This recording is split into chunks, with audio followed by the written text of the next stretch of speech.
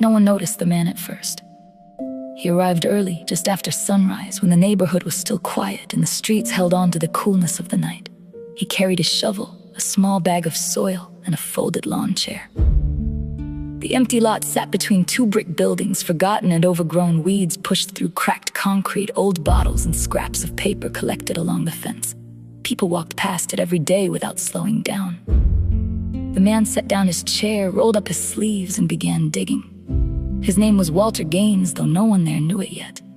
He worked slowly, carefully, like each movement mattered. He cleared weeds, loosened the dirt, and planted small seeds in neat rows. When he finished, he packed his tools, folded his chair, and left without a word. The next morning, he came back, and the next. A week later, the first green shoots appeared. They were small, easy to miss, but Walter noticed. He knelt beside them, brushing away tiny stones, watering gently from a metal can. People began to notice him then. A woman walking her dog slowed slightly. A teenager on his bike glanced over his shoulder. A delivery driver paused long enough to see rows forming where weeds once grew. Still, no one spoke to him. Walter didn't seem to mind. He kept planting. By the third week, the shoots had grown taller. The lot began to change. The air felt softer there, less forgotten. One afternoon, a little girl named Lila stopped at the fence while walking home from school. She watched Walter watering the rows. "What are they?" she asked. He looked up, surprised, then smiled gently. "Sunflowers.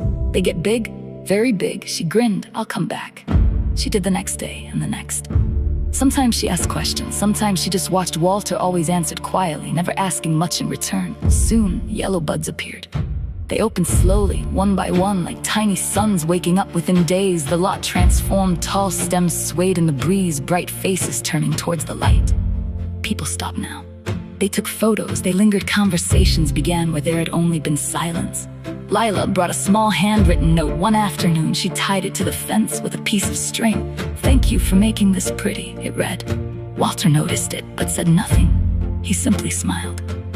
The next morning, another note appeared, then another.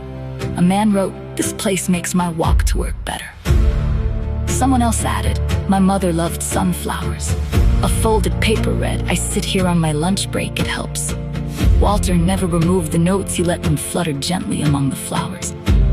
One morning, Walter didn't come. The sun rose, the flowers stood tall, but the chair remained empty. Lila waited after school. No one watered the plants that day.